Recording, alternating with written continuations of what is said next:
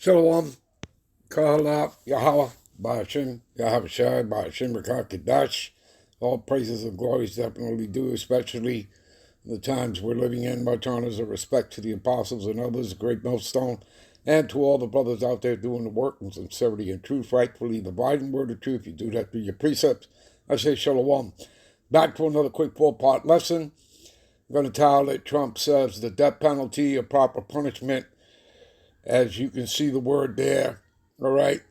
We're going to use the word anti-Semitics in its place in America, all right? So, again, because that word really has no meaning, okay? It does not exist, all right? There's no such thing as Sem, all right? The son of Noah was Shem, okay? And as you can see, there are many tribes that come from Shem. Give me a minute.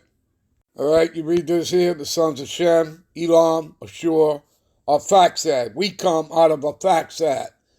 Okay, and Lud, Abram, Uz, Hul, right? Gether, Meshach. And you see Arphaxad begat Shelah, right? And Shelah begat Eber. Eber, again, would be the name that would be referred to as Hebrew. And through Eber, that was the father of Abraham. Okay, do you understand? And Abraham begat Isaac. All right, he had 8 sons, but the promise went to Isaac.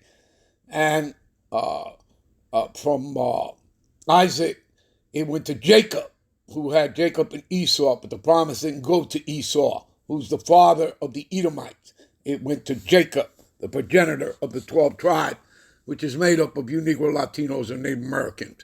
Anyway, let's get to a video. Give me a minute. And then we'll get back to the article.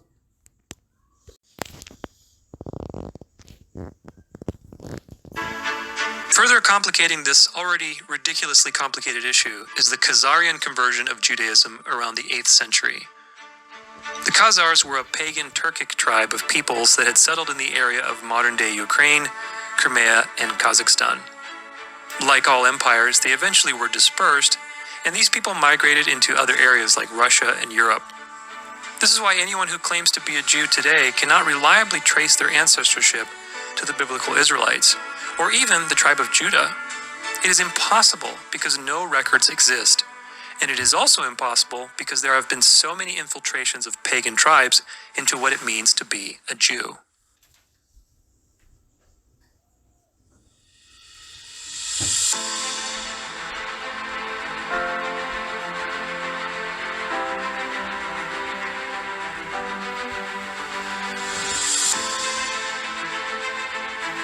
An important point to now make is that this is also why the term anti-Semitic is abused by today's Jews to manipulate social perceptions. It is an abuse because first and foremost, the term doesn't apply in the way they make it apply to themselves. Anti-Semitic means against Shem. But who is Shem? The answer is that Shem was one of Noah's sons and the father of many peoples, such as the Babylonians, Persians, Arabs, and several others. To be anti-Semitic is to be against any of these peoples. Yet today's Jews appropriate this term only to themselves while creating new terms like Islamophobia for other Semitic peoples. This is wrong for at least 2 reasons. The first being that the Jews of today cannot reliably call themselves Semites or direct descendants of the tribe of Judah due to all of the historical context we just covered. The second reason is that even if they could, anti-Semitism doesn't apply just to people from the tribe of Judah. But even more interesting than all of this is the origin of the term anti-Semitism and its roots in Jewish Bolshevism. It is a fact that Karl Marx, one of the originators of communism, was born a Jew and grandson to 2 rabbis. Nevertheless, Marx was in practice an atheist.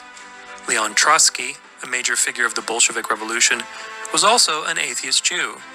Stalin, who everybody knows, was also part Jewish and entrenched in the Jewish community.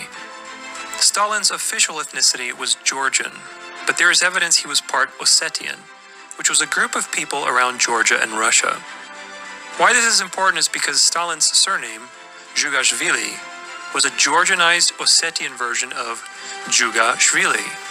In Ossetian, the word Zug means herd, while Dzuga means Jew. Zvili in Georgian means son of, so Dzuga Zvili means either son of a herd or son of a Jew. Most of Stalin's relatives were also married or related to Jews. Catherine Svandice, his first wife, had a brother named Alexander Svandice, who was married to a Jewess, Maria Kogan, from a rich Jewish family. Stalin's sister-in-law, Anna Hallelujeva, married Stanislav Redins, who was Jewish. Stalin's eldest son, Jacob, married Judith Meltzer, who was also Jewish. Stalin's daughter, Svetlana, married a Jew named Grigory Morozov. More facts about the Jews and communism are as follows. Lazar Kaganovich, another top Bolshevik leader, was a Jew. Lenin, who is also well known like Stalin and Trotsky, likely had Jewish descent from his grandparents.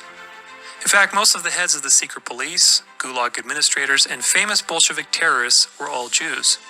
When communism spread to China and the surrounding areas, about 80 to 90% of those coordinating the efforts were Jews.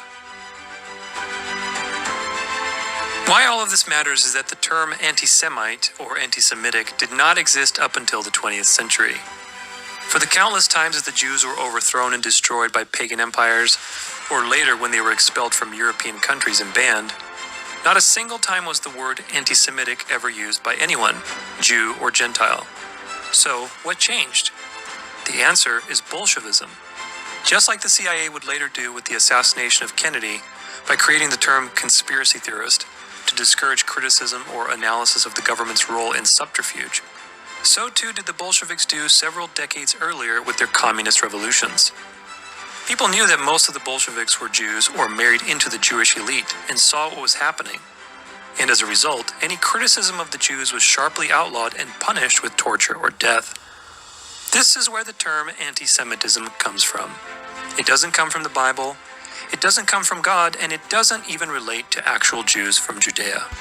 It is a term originally created to shelter a renegade group of Edomite Jews, along with false Jewish converts and their sympathizers who could care less about God or the Bible.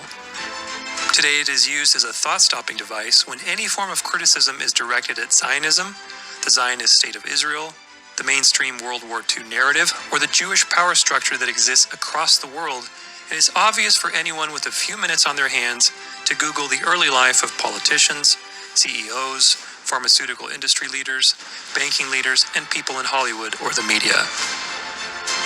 Also, let's not forget all of the fake anti-Semitic crimes exposed as hoaxes perpetrated by Jews themselves, which really begs the question as to why these people would perpetuate their own victimhood to the masses. Perhaps it has to do with maintaining the political, social, and financial benefits of that victimhood. But I'll let you decide. Either way, don't be fooled by it. All right, we'll be right back with part 2, 3, and 4. Shalom.